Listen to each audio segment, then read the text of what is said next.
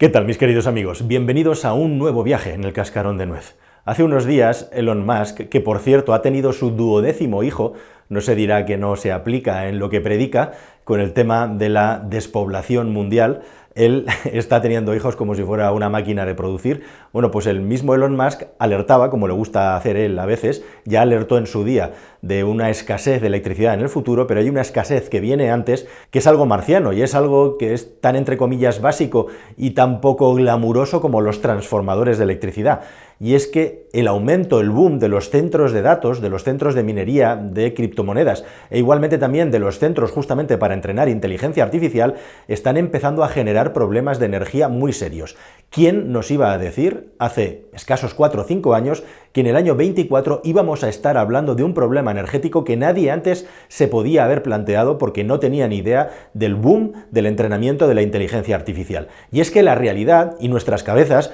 nos juegan muchas veces malas pasadas, porque tendemos siempre a pensar, y yo me canso de explicarlo allá en los foros donde me dejan hablar, que nuestro pensamiento siempre es lineal, nuestro pensamiento siempre piensa que hay una equivalencia entre un esfuerzo o una energía y el beneficio obtenido, y normalmente la realidad es mucho más compleja y cuando se juntan fenómenos aumenta increíblemente la impredecibilidad y en segundo lugar aumenta también la capacidad de que un problema o una solución crezca a una velocidad que no tiene que ver con lo que nosotros habíamos contemplado. Y justo ese es el problema que tenemos con la inteligencia artificial. Y fíjate, si el problema es serio, que la Organización Internacional de la Energía, que actualmente está dirigida por Faith Birol, ha decidido organizar una cumbre de urgencia en el año 24 para intentar encontrar soluciones respecto al crecimiento que se presume exponencial en el consumo de electricidad provocado por la inteligencia artificial, que ya gasta el 2% de todos los recursos energéticos que hay en el planeta Tierra y, como digo, va a incrementarse de una manera exponencial al tiempo que en el momento presente ya tenemos problema incluso de suministros,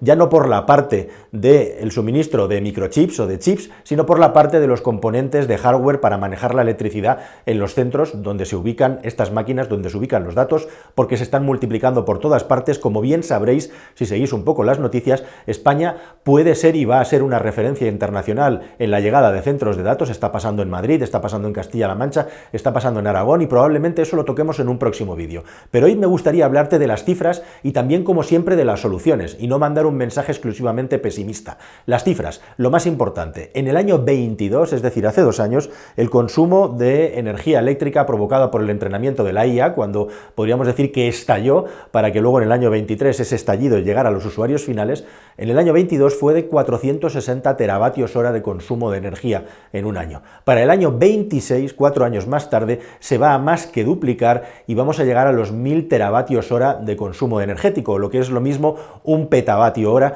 que ya empiezan a ser cifras verdaderamente serias. Y para que te hagas una idea de la dimensión de lo que estamos hablando, para el año 26 igualmente, la predicción de consumo de energía por parte de las criptomonedas va a estar alrededor de los 160 teravatios hora de electricidad consumidos. Con lo cual puedes ver que el crecimiento de la inteligencia artificial y de toda la tecnología necesaria para alimentarla, generarla y entrenarla está creciendo a una velocidad muchísimo más rápido y muchísimo más alta que lo que es las criptomonedas, que ya por sí mismo en zonas locales o en algunos países pueden llegar a crear problemas. De hecho, ese consumo de la inteligencia artificial de que te estoy hablando más o menos corre en paralelo con el consumo energético de un año de un país como Japón, que es uno de los mayores consumidores unitarios de energía del mundo. Así que con estos datos yo creo que ya tenemos una idea de la importancia del problema y lo más importante también es que las máximas mentes pensantes y los máximos responsables de esta nueva tecnología o de esta nueva aplicación de las tecnologías que ya tenemos, probablemente mejor dicho, se pueda encontrar vías para solucionarlo, y esto nos da pie a encontrar y a comentar temas de desarrollos energéticos súper interesantes que se están llevando a cabo ahora por algunas grandes empresas. Muchos de ellos ya hemos hablado aquí de ellos, pero me gustaría terminar con un asunto concreto que está desarrollando Google, que ha puesto nada menos que $1000 millones sobre la mesa para una tecnología muy prometedora, que es una tecnología de toda la vida, pero ahora en una versión 2.0. Pero antes, justamente, de hablar de estas soluciones de generación de más energía, lo cual me lleva también a hablar de esos dos modelos de crecimiento o decrecimiento que van a tener una dialéctica tremenda entre los próximos años, hacia dónde debe dirigirse la humanidad, a decrecer en lo que se refiere al esquilmado de los recursos de la naturaleza, o a seguir mejorando tecnológicamente y haciendo crecer la producción de energía a poder ser limpia para que la humanidad vaya subiendo de nivel a nivel tecnológico. Bueno, este es un debate apasionante, un debate que está totalmente en boga en estos momentos y que seguirá estándolo en los próximos años, pero yo me pregunto, como siempre, si no podríamos encontrar un punto en el que sacáramos lo mejor de los dos lugares. Tú imagínate que de repente en los años 60 o 70 alguien hubiera decidido pausar la evolución de la tecnología de la energía nuclear y que hasta nuestros días hubiéramos seguido con las mismas tecnologías que entonces. Aplícale eso a los avances médicos, aplícale eso a cualquier tecnología con la que estés familiarizado. Imagínate el salto, el avance que ha habido desde hace 50 años hasta nuestros días. Bueno, pues ha habido tecnologías como la energía nuclear que por cuestiones políticas y derivadas de cosas terribles que se pueden hacer con la energía nuclear han hecho que se le ponga una valla completa al desarrollo de la tecnología para usos legítimos, civiles y energéticos. Es un ejemplo solamente porque una parte de los grandes popes, de las grandes empresas que van a liderar el futuro tecnológico, están ya defendiendo que se extienda la nuclear como una manera limpia de poder seguir aumentando la producción de electricidad sin aumentar las emisiones de CO2, sin aumentar la emisión de gases que provocan efecto invernadero. Y esta me parece que es un debate legítimo y también una afirmación interesante, porque yo voy más allá y lo que me planteo y me pregunto efectivamente si no podríamos tomar los dos principios como una base de funcionamiento. ¿Por qué tenemos que elegir entre decrecimiento y crecimiento? ¿Por qué no elegimos decrecimiento en términos de aumento de la eficiencia, de mejora continuada para reducir los consumos de energía, y hablamos de crecimiento para aprovechar los excedentes de energía, para hacer que la humanidad cada vez sea mejor? La historia de la humanidad y del crecimiento y del desarrollo tecnológico es la historia del aumento de la energía disponible para poder aumentar la cantidad de seres humanos que se alimentan y por lo tanto tienen cerebros sanos que pueden aportarnos cosas y producir, y en segundo lugar para alimentar la tecnología que hace que la humanidad crezca. Y esta es la historia de la humanidad misma, así que ¿por qué tendríamos que frenarlo? Bueno, pues es muy interesante como por ejemplo Google acaba de desarrollar un estudio científico y antes de hablar de las soluciones que cada cual está aportando o proponiendo para ese aumento exponencial de la energía, primero de todo lo que se tendría que hacer es buscar la manera de entrenar a las inteligencias artificiales de una forma mucho más eficiente energéticamente. 4 vías para reducir drásticamente el consumo de energía a la hora de generar entrenamientos y desarrollos, computación para la inteligencia artificial. Le llaman las 4 M's. Y la primera M sería la M de modelo, que es una forma muy eficiente de reducir el consumo de energía, que es básicamente cambiar las técnicas de entrenamiento de la inteligencia artificial. ¿Cómo? Haciendo que una vez que ya tienes unos modelos básicos o unos sistemas de programación básicos con muchos menos datos y escogiendo mejor las muestras que estás utilizando para entrenar la inteligencia artificial, consigas unos resultados idénticos o muy similares a los que estabas consiguiendo con unas muestras mucho más grandes de información, lo cual provoca un consumo gigantesco de energía. Bueno, pues eso, el modelo de entrenamiento es una de las cosas en las que se está trabajando a fondo. En segundo lugar, la segunda M es la máquina. La máquina significa que cada vez más las máquinas que se dedican a los procesos vinculados a la inteligencia artificial, sea cual sea, estén diseñadas para esa finalidad específica y no ahora que estamos, por decirlo de alguna manera, matando moscas a cañonazos todos con las tarjetas gráficas de Nvidia. En el futuro se supone que habrá tecnología y hardware de distintas tipologías con las que hacer trabajos específicos que gasten mucha menos energía. De hecho, la misma Google ya hace tiempo que tiene su propio proyecto que se llama TPV y está desarrollando sus propias máquinas para hacer más eficiente el proceso. La tercera M es la mecanización. Mecanización en este caso no significa poner máquinas, sino más bien todo lo contrario, eliminarlas. Mecanizar viene de, probablemente, porque todo viene del inglés, automatizar los procesos de procesamiento. ¿Cómo? Mandando más computación a los centros en la nube y no creando centros de datos nuevos físicos. El crecimiento de la computación en servicios de servidores en la nube está creciendo de una manera loca y eso es lo que provoca precisamente que Elon Musk tenga miedo de que directamente se acaben los transformadores eléctricos para poder seguir construyendo estos centros de datos y aportando a la distribución de la electricidad en el mundo. ¿De qué se trata esto? Bueno, pues que estos centros que están descentralizados son mucho más eficientes energéticamente y además las empresas que desarrollan empresas de cloud computing ya en muchos casos tienen tienen requerimientos de energía verde que les hacen que lleven unos años de adelanto respecto a crear centros de computación intensivos que hay que construir desde cero. Y realmente mucha parte o una parte importante de la computación, de la inteligencia artificial, se está yendo a la nube, lo cual, por cierto, crea también problemas serios de disponibilidad, de ciberseguridad, pero se supone que es una forma, según Google, más eficiente de hacerlo y por eso la promueve. Y por último, la cuarta M sería el mapeo. ¿El mapeo de qué? Pues el mapeo del mapa, es decir, buscar las ubicaciones que son más apropiadas para cuando se tenga que crear un centro de datos o desarrollarlo, sea en un lugar en el que haya disponibilidad de energías renovables o que el potencial de energía verde en ese sitio en el futuro sea muy alto. Que este punto, la cuarta M, es uno de los asuntos que ha hecho que España haya sido elegida por muchas grandes multinacionales, como pueden ser Amazon o como puede ser Meta, para crear centros de datos en nuestro país, ya que somos una referencia a nivel mundial en renovables y empezamos a tener problemas precisamente con lo contrario, que es con los excedentes de energía en los picos de generación por los ciclos de las renovables. Así que solamente con esta parte, que sería la cara de la moneda, es decir, el decrecimiento, tendríamos una mejora muy ostensible porque estaríamos dejando hueco a poder aumentar el consumo eléctrico a base de reducir el consumo de estos modelos haciéndolos más eficientes. Pero evidentemente esto llega a un punto que no es suficiente y ya hay muchas voces que dicen que no es suficiente. Y por eso empieza a haber voces que no solamente hablan de que el incremento de la energía renovable no va a ser suficiente para poder atender toda esta demanda gigantesca de energía, y por eso lo que están proponiendo ya es que haya una nueva era nuclear, una nueva era de la utilización de la energía nuclear, con nuevos tipos de tecnología de reactores mucho más seguros e igualmente también mucho más pequeños para poder plantear a demanda soluciones de alimentación de electricidad en centros de datos o zonas de centros de datos determinados. Y como bien sabréis, porque lo hemos hablado mucho en este canal, hay muchos proyectos de pequeños reactores que son incluso modulares o móviles. Microsoft ha puesto un montón de dinero en ello y próximamente comenzará a poner en marcha sus reactores modulares con nuevas tecnologías, los SMR. Igualmente también hay quien habla de que la fisión es imprescindible, pero para eso falta muchísimo tiempo, si es que lo conseguimos, que ojalá que sí. Y en todo este debate, renovables, nuclear sí o no, ¿qué utilizamos? Llega Google, que es la referencia mundial en lo que se refiere a descarbonizar las operaciones de la compañía, y de repente Google, que había conseguido un equilibrio muy grande, lo ha perdido también por la cantidad de energía que necesita para alimentar estos centros de datos. ¿Y cuál es la propuesta de Google, que es la empresa, como digo, que ha llegado más lejos y antes en la descarbonización? Pues una solución sorprendente, una solución antigua, que hace más de 100 años que está presente en forma de generación de energía sobre la faz de la Tierra, pero que aquí tendría una nueva vuelta de tuerca. ¿De qué estamos hablando? Estamos hablando de juntar la geotermia con el fracking.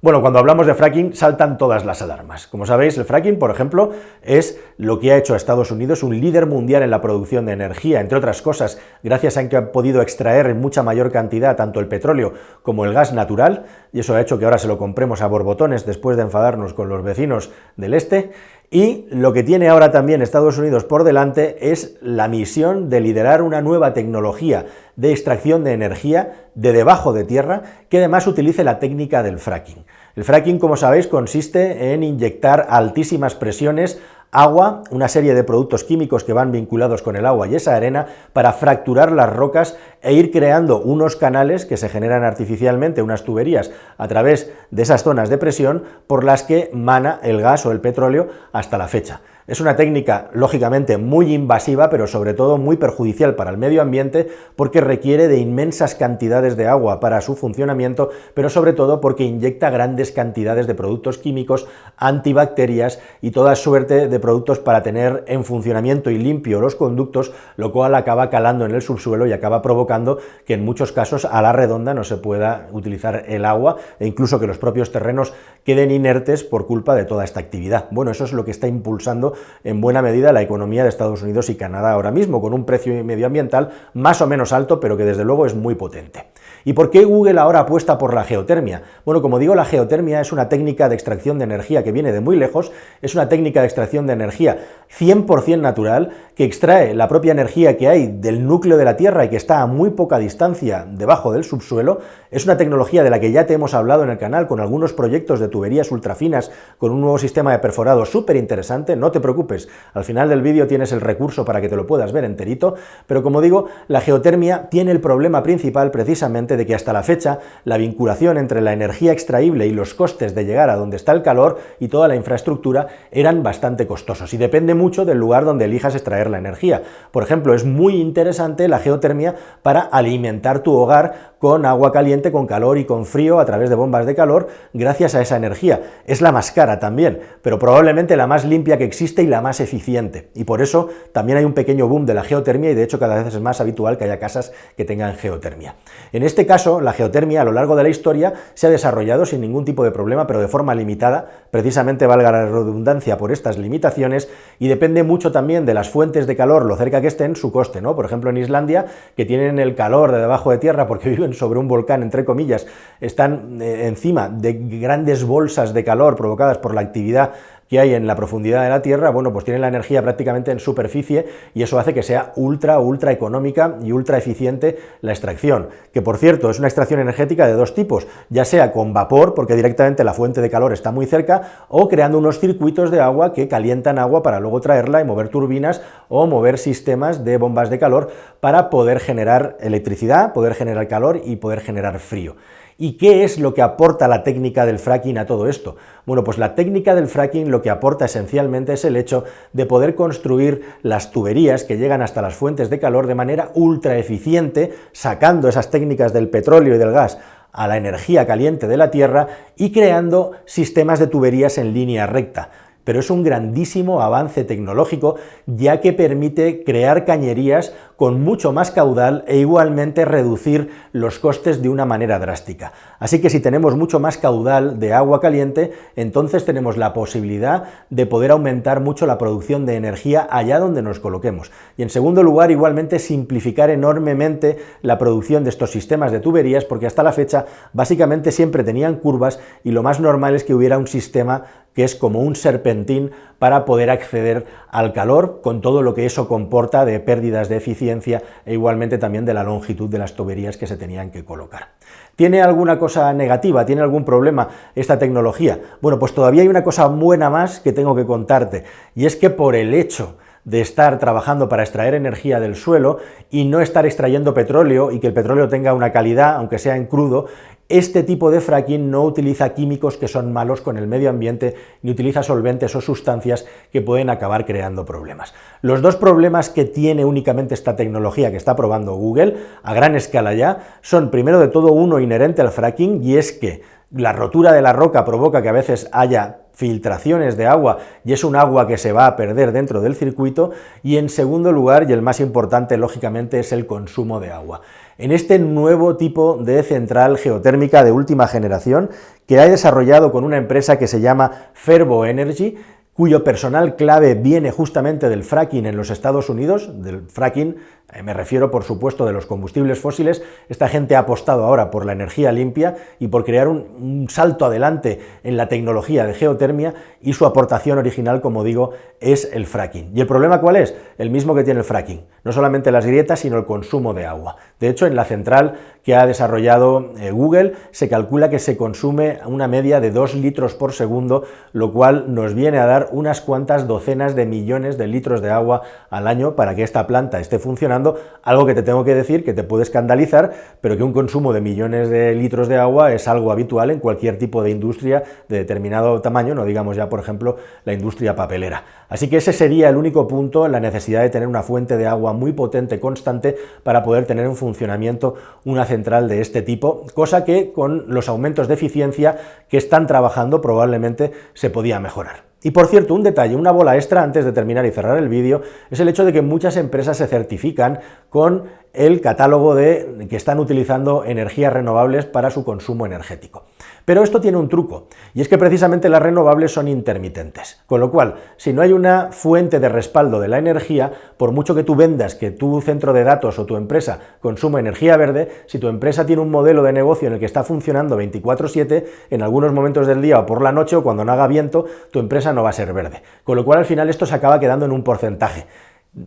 Ahora tened en cuenta que todos los centros de datos, que todos los centros de minado de Bitcoin, que todos los centros de entrenamiento de inteligencia artificial funcionan 24/7. El modelo de negocio y el modelo de funcionamiento es máquinas encendidas procesando las 24 horas del día, los 7 días de la semana sin descanso. Por lo tanto, una de las grandes ventajas que tiene la geotermia es que le aporta ese extra de energía que necesita cuando las renovables no estén aportando de una manera absolutamente cubierta y lineal. Es una de las grandísimas ventajas de la eficiencia de la geotermia, que la puedes utilizar a demanda y aumentar y reducir el consumo de energía, mejor dicho en este caso, y aumentar y reducir la producción de energía de la misma manera que aumentas o reduces la producción de la energía con una turbina de gas, que es como se ha venido haciendo hasta ahora y estabilizando la red eléctrica. Así que una gran ventaja del uso de esta tecnología, insisto y repito, sería el hecho de que la podría proporcionar 24/7 y además a demanda, de manera que una fracción más o menos importante de la energía consumida no se necesitaría de la geotermia cuando estén tirando las renovables a buen ritmo. ¿Qué os parece a vosotros esta solución de futuro? ¿Creéis que tiene que haber una nueva era nuclear? Os invito a que comentéis. Me encanta leer vuestros comentarios y si os apetece conocer un poco más de proyectos vinculados con la geotermia, como digo, ahí os dejo más madera. Mientras tanto, que sepáis que tengo un nuevo canal que se llama Manual, donde hablamos de otras cosas y de actualidad. JF Calero Manual, me encontrarás en YouTube, mi tercer canal, y por supuesto que te suscribas a aquel y a este que es gratis y es la mejor manera que tienes de ayudarme. Nada más, queridos amigos, hasta un próximo viaje en el cascarón de nuez, que espero que sea más y mejor. Hasta el siguiente, adiós.